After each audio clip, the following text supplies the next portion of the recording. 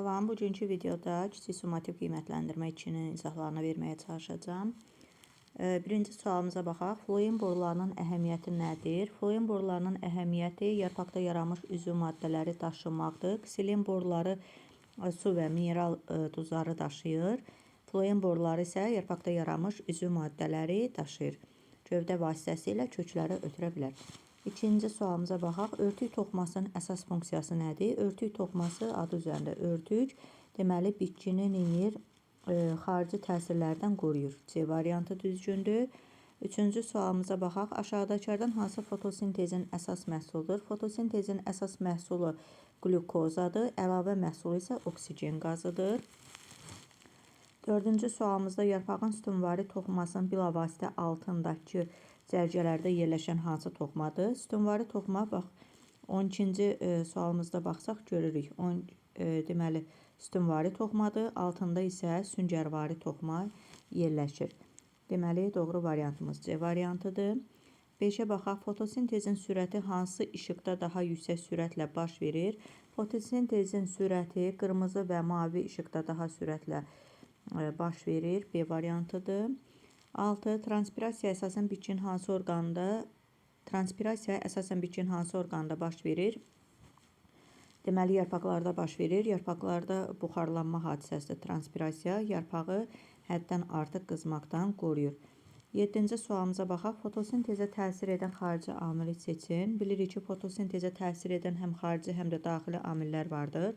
Daxili amilləri xloroplastların miqdarı, xlorofilin tərkibi, xlorofilin miqdarı, sonra yarpağın sahəsi, səthi daxildir.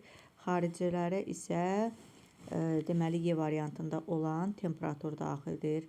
Sonra işıq daxildir. Hava daxil ola bilər. Bunlar. Deməli 7-ci sualımızda doğru variant E variantıdır. 8. Ötürücü toxumanı seçin. Epidermis örtükdür. Mezofil xeyir. Ksilem ola bilər C variantı. Ksilem və floem deməli ötürücü toxumaya aiddir. Sonra transpirasiyanın sürəti nə zaman daha zəif baş verə bilər? Yəni daha zəif baş verir. Yəni buxarlama. Buxarlama təbii ki, yağışlı havada zəif baş verir. 10-cu sualımıza baxaq. Parenxim toxumu haqqında doğru fikirləri seçək. Bitkinin bütün orqanlarında rast gəlinir. Parenxim doğrudur. Nazik qılaflı canlı hüceyrələrdən deməli ibarətdir. Nazik qılaflı canlı hüceyrələrdən ibarətdir. Doğru fikirdir. Maddələrin daşınmasında iştirak edən ötürücü toxumadır. Digər toxumaların hüceyrələrinə başlanğıc verən törədici toxumadır. Sütun və süngər parenxim növləri var. Doğru fikirdir. 1, 2, 5 A variantımız uyğun gəlir. 11. Uyğunsuzluğu müəyyən edin.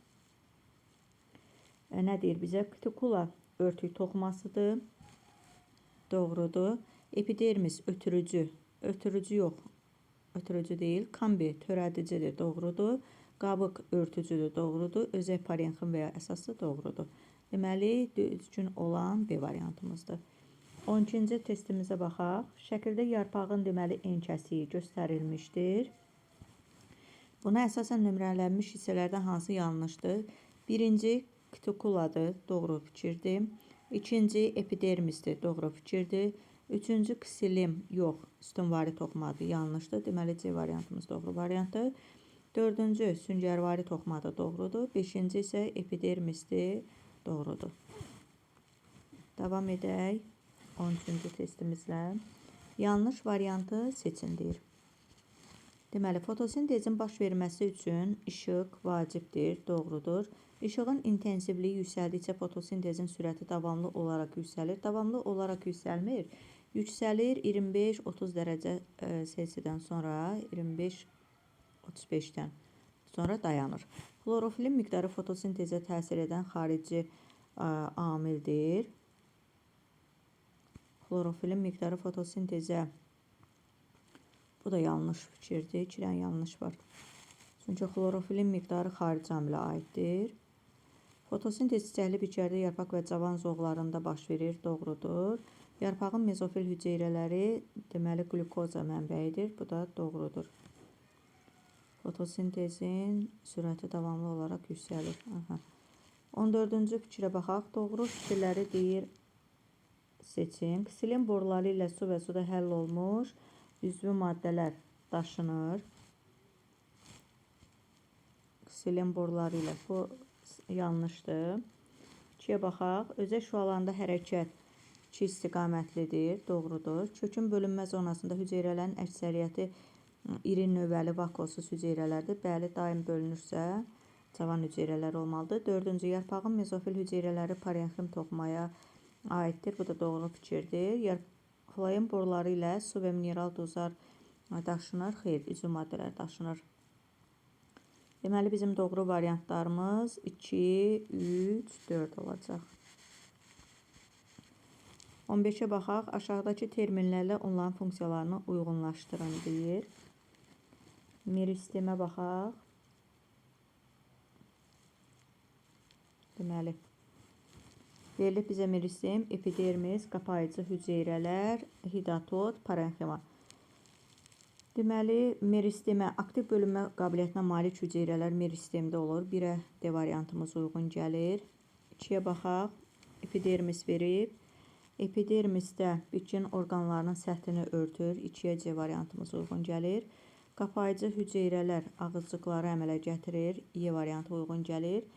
1 deməli ağızcıqda 2 qapayıcı hüceyrə olur. Paxla şəkilli. 4-cü hidatodlardan su damcı şəklində xaric edilir. 4-ə A variantı uyğun gəlir. Və nəhayət parenximada B variantımız uyğun gəlir. Fotosintez və ehtiyat qida maddələrinin toplanması.